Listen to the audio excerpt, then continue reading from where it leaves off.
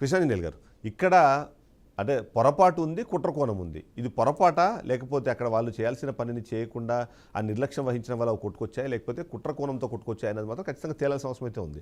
మల్లాది విష్ణు గారి మాట కూడా మీరు విన్నారు. ఇప్పుడు ఆయన చాలా క్లియర్గా ఎందుకు కుట్రకోణం ఉంటే బయట పెట్టండి, మీ ప్రభుత్వం అధికారంలో ఉంది కదా అని మాట్లాడే ప్రయత్నం చేస్తున్నారు. సో మీరు కంటిన్యూ చేయండి సార్. ఇప్పుడు మీరు ఇందాక ఒక ప్రస్తావన చేశారు, ఇలాంటి బూట్ల రాజకీయం కుట్రకోణము గతంలో కూడా వచ్చింది. ఇప్పుడు వైఎస్ఆర్ కాంగ్రెస్ పార్టీ ప్రభుత్వం అధికారంలో ఉన్నప్పుడు అప్పుడు కూడా కృష్ణా నదికి వరదలు వచ్చాయి.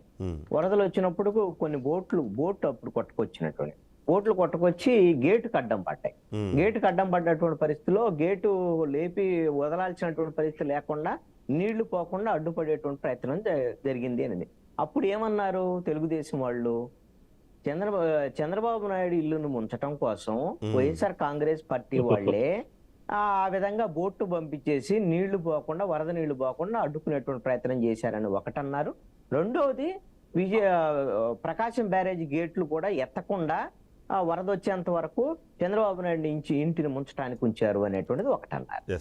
రెండవది ఏంటి, ఇప్పుడు కూడా ఈ విధంగా బోట్లు ఇవన్నీ తీసుకొచ్చి బోట్లన్నీ తగిలించేసి దీని ద్వారాగా వరద నీటిని అడ్డుకొని చంద్రబాబు నాయుడిని ఇంటి ముంచేయడానికి ప్రయత్నం జరుగుతుంది అని అంటారు. ఇక్కడ నేను అడిగేది ఏంటి అంటే, తెలుగుదేశం పార్టీ వాళ్ళని అప్పుడు చంద్రబాబు నాయుడు ఇంటి గురించే చర్చ, ఇప్పుడు చంద్రబాబు నాయుడు ఇంటి గురించే చర్చ వచ్చింది. ఆ చంద్రబాబు నాయుడు ఆ విధంగా నదీ పరివాహక ప్రాంతంలో కరకట్ట లోపల ఉండేటువంటి ఇంట్లో ఉండటం దేనికి? ఈ సమస్య ఎందుకు? అది ఇప్పుడు వివాదాస్పదమైన ఇల్లు, దాన్ని అది దాంట్లో ఉండకూడదు అనేటువంటి నోటీసులు ఇచ్చినటువంటి ఇల్లు, అది ఒక్కటే కాదు, ఆయన ఉండటం వల్ల మిగతా వాళ్ళందరూ ఆక్రమణలో ఉన్నటువంటి వాళ్ళందరికీ ఈయన అండగా ఉన్నప్పుడు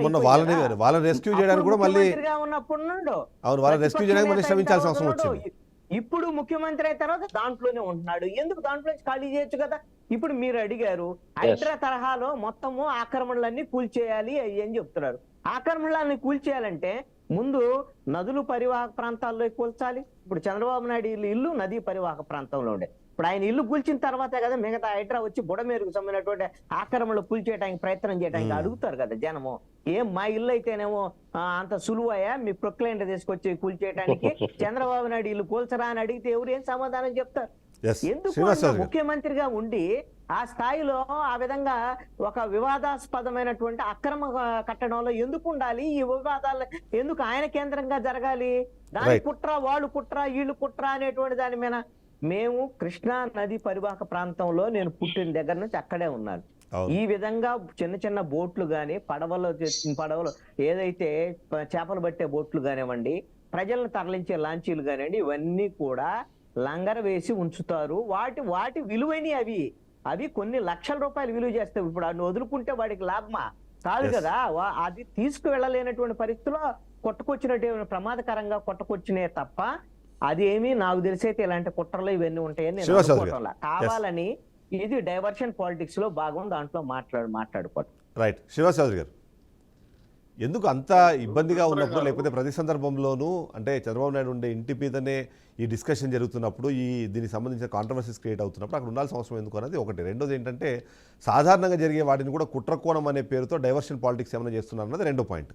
ఈ రెండింటికి షార్ప్గా సమాధానం చెప్పండి. చిదంబరం గారు, ఫస్ట్ క్వశ్చన్ ఏంటంటే, బోట్లు ఎలా కొట్టుకొచ్చాయి? నందిగాం సురేష్, అలాగే ఆయన ఎవరో ఎమ్మెల్సీ రఘురామ్ గారి అనుచరులు ఉన్నటువంటి రామ్మోహన్, శేషాద్రి అనే వ్యక్తి మూడు బోట్లు అతనమే. ఆల్రెడీ పోలీసులు కూడా అరెస్ట్ చేశారు, స్టేషన్ లో ఉన్నారు. వాళ్ళు చెప్పింది ఏంటంటే, 3 బోట్లు కలిపి కట్టాము, దానికి లంగరేయకుండా ఒక తాడు కట్టాము, అది వచ్చిందంటారు. సరే, కుట్రకోణం అంటే మీరు అన్నట్టు వాల్యూ కలిగిన జీవనాధారం కలిగిన బోట్లు ఎవరు గాలి కుదలేరు కదా. ఇప్పుడు 3 బోట్లు కలిసి ఎలా వచ్చాయి? ఏ బోట్కి ఆ బోట్ కడతారు. 3 బోట్లు కలిపి అక్కడికి వచ్చాయంటే ఖచ్చితంగా డ్యామేజ్ అవుతాయి, ఎందుకంటే ఐరన్ బోట్లు కాబట్టి. సో భద్రత లేకుండా గాలి వదిలేశారంటే ఖచ్చితంగా ఎన్క్వైరీ జరగాలి. ఊరికే గుడ్డగాల్చి మొహానేయటం నాకు కూడా అలవాట్లేదు కాబట్టి ఓపెన్ చెప్తున్నా. ఇప్పుడు వాళ్ళు పట్టుకున్నారు, స్టేషన్ తీసుకొచ్చారు, వాళ్ళు విచారణ చేస్తున్నారు. ఖచ్చితంగా పోలీసులు చెప్తారు ఆ విషయం. గతంలో బోట్లు వచ్చిన విషయం, విజయవాడ ముంచారనుకోవడం అని కూడా గత బోట్ల విషయం పైన అప్పుడు వాళ్ళ ప్రభుత్వం ఉంది, వాళ్ళు ఇచ్చమని రాసుకున్నారు. ఇప్పుడు జరుగుతుంది కదా, ఖచ్చితంగా ఎవరు వెళ్ళి బయటకు వస్తుంది కదా. ఇది ఖచ్చితంగా 100 పాళ్ళు విజయవాడ నగరానికి ఉప్పు తేవడానికి చేస్తున్న వైఎస్ఆర్సీపీ కుట్రను స్పష్టంగా తెలుస్తా ఉంది. కాబట్టి దీన్ని బయటపడాల్సిన బాధ్యత పోలీసులు. అయితే ఇక్కడ 2 పాయింట్స్ ఉన్నాయి శ్రీనివాసరావు గారు, ఇక్కడ 2 పాయింట్స్ ఉన్నాయి. మొదటిది ఏంటంటే మీరు అలర్ట్ చేయడంలో ఫెయిల్ అయ్యారు. ఎందుకంటే నేను యాక్చువల్లీ అవి చూసాను, డాక్యుమెంట్స్ కూడా చూసాను. 28వ తారీఖు నుంచి కంటిన్యూస్గా కేంద్ర ప్రభుత్వము రాష్ట్ర ప్రభుత్వానికి అలర్ట్ చేస్తూనే ఉంది. దాన్ని ఇగ్నోర్ చేశారు అన్నది ఒక పాయింట్. అలా ఇగ్నోర్ చేయడం వల్ల ఆ అలర్ట్ సరిగ్గా చేయకపోవడం వల్ల ఏమన్నా ఈ బోట్లు కొట్టుకొచ్చాయన్నది ఒక వాదన కూడా కొంతమంది మాట్లాడుతూ ఉన్నారు. సో అలాంటి సందర్భంలో అంటే 3 బోట్లు కట్టి అన్ని లక్షల విలువైన వాటిని తీసుకొని వచ్చి చేస్తారన్నది ఒక ప్రశ్న అయితే సామాన్యులకు వస్తుంది. వాడికి సమాధానం చెప్పాలి మీరు. ఖచ్చితంగా ఇప్పుడు ఏదైతే 8వ తారీఖు నుంచి అలర్ట్ వస్తుందని చెప్పి మీరు చెప్పిన తర్వాత మీరు గమనించండి. మీరు వీలైతే మీ కెమెరామెన్ పంపించండి ఎక్కడైతే ఏ ప్రాంతాలు ముగ్గులు. ఆ రోజు రాత్రి 2 గంటల నుంచి 12 గంటల నుంచి 2 గంటల వరకు పలకలు కొడతా సైరన్ వేస్తే చెప్పారండి. ఇది నేను ఊరికే మాట చెప్పడం కాదు, విత్ వీడియోస్ నా దగ్గర ఉన్నాయి, అలా పంపిస్తా. నాకు ఐడియా ఉంది. ఇప్పుడు ఎవరు చెప్పలేదు బట్ ఈ మాట ఎవరు అనలేదండి. ప్రభుత్వం ఎక్కడ కూడా మాకు కాదండి. అంటే మనకి మేబీ కృష్ణాంజనేయులు గారు చెప్పాలి.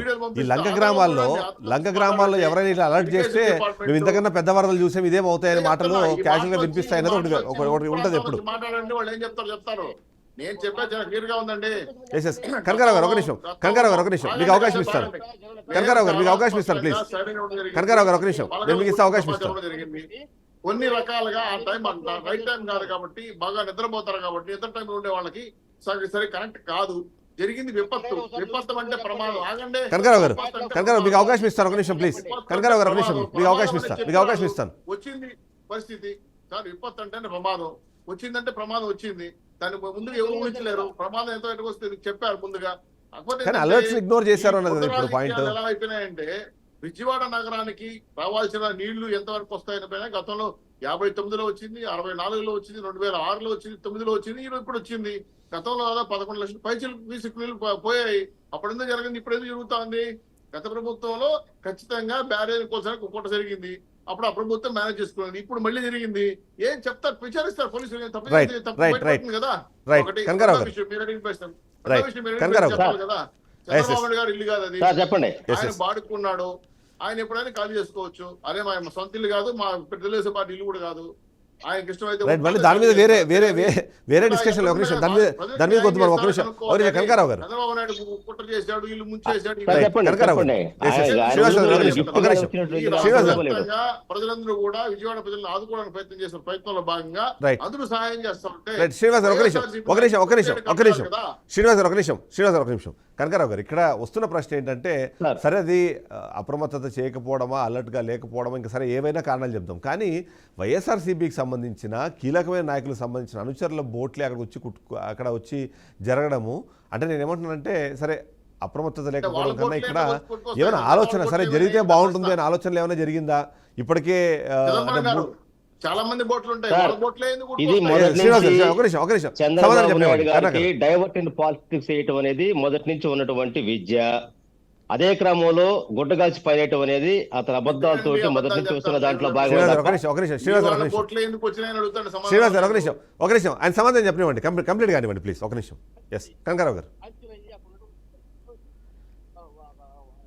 వచ్చింది తప్ప కావాలని చేసేటువంటి 70 గేట్లు ఉండ దాంట్లో 3 బోట్లు వచ్చి ఏం చేస్తాయండి? కేవలం ఏంటంటే వీళ్ళు గుట్టగాల్చి పోయడం కోసం 2011 వైసీపీ వచ్చినప్పుడు అప్పుడు ఇదే మాట అన్నారు. ఏది ఒక పడవ వచ్చి వదిలేదని చెప్పేసి. అంటే ఇప్పుడు ఈ రోజు వాస్తవానికి వాళ్ళకి అంత ప్రమాదం కావాలని చేస్తున్నప్పుడు చంద్రబాబు నాయుడు గారు ఎక్కడి నుంచి వెళ్ళమని చెప్పడం తప్పేంది? అది కొద్దిలు కాదు కదా. కేవలం ఏంటంటే విషయాన్ని డైవర్ట్ చేయటం, తప్పుదారు పట్టు. ఏమి డైవర్ట్ చేశారో చెప్తారా? విషయాన్ని ఏ విషయం డైవర్ట్ చేశారో చెప్తారా? పార్టీ నాయకుల బోట్లు కొట్టుకొచ్చేది డైవర్షనా? ఈ నాయకుల పేర్లే బయట డైవర్షనా? లేదంటే జనాల అవసరంలో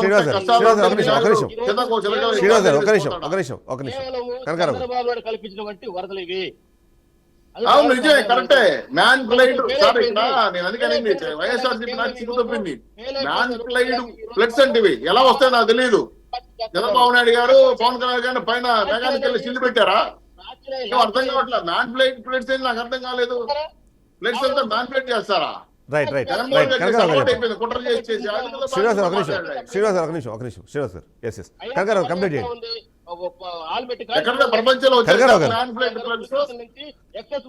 విచిత్రంగా మాట్లాడుతున్నాడు జగన్మోహన్ గారు వచ్చి. శ్రీనివాస్ గారు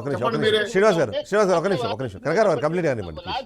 దాన్ని బురద రాజకీయం చేస్తూ ఈ రోజు కేవలం కావాలని చెప్పేసి వైఎస్ఆర్ పార్టీ మీద మొదలుగలటం కోసం వైఎస్పీ పార్టీలో బలంగా పనిచేస్తున్న కేడర్ యొక్క నైతికత స్థైర్యం దెబ్బతింటం కోసం ఇలాంటి పులుబోతు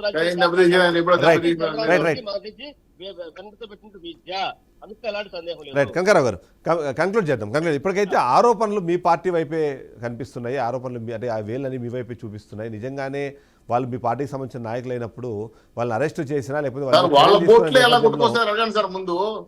వాళ్ళ అది- బోట్లే అది- వైఎస్ఆర్ బోట్లు ఎలా కొట్టుకొస్తాయి, మిగతా బోట్లు లేవా కొట్టుకురావా? అందుకే సురేష్ గారు పండియా లేదంటే తలసి రఘురావు గారికి లాంటి చెప్పుమని చెప్పండి. మీ రఘురామ్ ఉషాద్రి అనేది మీ రఘురామ్ రైట్ హ్యాండ్ ఫోటోలు సహా ఉన్నాయి. రైట్ కంక్లూషన్ ఇప్పుడు ఎస్ ఎస్ వాళ్ళు ఎక్కడో చోట పరిచయాలు ఉండొచ్చు, అంత మాత్రం వీళ్ళు పెట్టిందని చెప్పేసి రైట్ కనకారావు గారు కంక్లూషన్కి వెళ్దాం మనము. హైడ్రా తరహాలో హైదరాబాద్లో ఇప్పటికే హైదరాబాద్ తరహాలోనే ఇప్పుడు అటు బుడమేరు వాగు కానివ్వండి లేకపోతే ఇతరత్ర ఆక్రమణలు ఏవైతున్నాయో వాటిని కూల్చివేయాలనే ఒక ఆలోచన ప్రభుత్వం చేస్తున్నట్టుగా మనకు తెలుస్తుంది. అందులో ముఖ్యంగా చూసే ముందు నేను మల్లాది విష్ణు గారి లైవ్లో తీసుకోవడానికి కారణం ఏంటంటే ఎక్కువ ఆరోపణలు ఆయన అనుచరుల మీదే వస్తున్నాయి. అవి వచ్చినప్పుడు నిజంగానే అక్కడ కూల్చివేతలు ప్రారంభమైనప్పుడు కానివ్వండి లేకపోతే వాటిని కూల్చివేసే క్రమంలో ఆ బాధ్యుల మీద చర్యలు తీసుకునే క్రమంలో కానివ్వండి మీ పార్టీకి సంబంధించిన నాయకులు ఎవరైనా వస్తారా అన్న అనుమానం ఉందనుకోండి, అప్పుడు మీరు ఎలా స్పందిస్తారు దానికి? అంటే మీరు లేదు ప్రభుత్వం చర్యలు తీసుకొని ఇవ్వండి అని వదిలేస్తారా, లేకపోతే మళ్ళీ కక్ష సాధింపే చర్యలు రాజకీయ కక్ష కోణం మీద మీరు దాన్ని చూపించే ప్రయత్నం చేస్తారా? కన్క్లూడ్ చేద్దాం కనకారావు గారు. సార్, ఇందాక మల్లాది విష్ణు గారు స్పష్టంగా చెప్పారు, ప్రజా సౌలభ్యం కోసం ప్రజల సంక్షేమం కోసం ప్రభుత్వం ఎలాంటి చర్యలు తీసుకుని స్వాగతిస్తాం. అందులో మొట్టమొదటిసారిగా దానికి ఆరంభంగా చంద్రబాబు నాయుడు గారే ఒక ఆదర్శవంతంగా ఆ కరకట్టం నుంచి ముందు నేను లేచి వచ్చాను కాబట్టి మీరు కూడా తీయని చెప్పేసి చేయమని చెప్పండి. రైట్ శ్రీనివాస్ యాదవ్ గారు. సార్ ఇప్పుడు ఎస్ లాస్ట్ అలిమి గాని మాట్లాడితే బూతులు మాట్లాడతా అబద్ధాలు మాట్లాడతా ఫేక్ రాజకీయాలు చేద్దని చెప్పండి. చంద్రబాబు నాయుడు గారు ఇల్లు మునిగిపోయిందా మునగలేదా? క్వశ్చన్ కాదు. విజయవాడ మా ముందున్న కర్తవ్యం ఏనండి, మా ముందున్న కర్తవ్యం రాష్ట్ర ప్రజలు కాపాడుకోవాలి, విజయవాడ ప్రజలు కాపాడుకోవాలి, విజయవాడ ప్రజలకు న్యాయం చేయాలి. దానికేం చేశారు చెప్పండి. కానీ రైట్ లాస్ట్ పాయింట్ కృష్ణాంజనేయులు గారు, లాస్ట్ పాయింట్ మనం కంక్లూడ్ చేద్దాం. రైట్ కంక్లూడ్ చేద్దాం. ఎస్ కంక్లూడ్ చేద్దాం. కృష్ణాంజనేయులు గారు, ఇప్పటికే అంటే ఈ వరదల నుంచి పూర్తిగా రాష్ట్రము రైట్ ఇద్దరు ఒక నిమిషం. కృష్ణాంజనేయులు, నా క్వశ్చన్ ఏంటంటే మరొకసారి వరదలు రాబోతున్నాయి అనేది ఇప్పటికే హెచ్చరికలు ఉన్న నేపథ్యంలో ప్రజలు ప్రభుత్వము అందరూ ఎలాంటి ఎంత జాగ్రత్తగా ఉండాలి, ఇప్పుడు తీసుకోవాల్సిన చర్యలు, ఆ పాయింట్ మనం కంక్లూడ్ చేద్దాం. ఇప్పుడు 8 రోజుల పాటు ఈ విధమైనటువంటి వరదలకి విజయవాడ ప్రజలు ఎఫెక్ట్ అయినటువంటి పరిస్థితి ఉంది. అయితే ఇప్పుడు మళ్ళీ వర్షం అనేటువంటి అంశము ఇది ఏమన్నా బుడమేరు పై ప్రాంతంలో ఏమన్నా వర్షం పడేదానికి అవకాశం ఉంటుందా? ఒకవేళ ఇప్పుడు బుడమేరుకు వర్షం పడ్డా కూడా ఒకటి ఏంటి అని అంటే బుడమేరు నీళ్లు విజయవాడలోకి అన్ని పరిస్థితుల్లో రావు.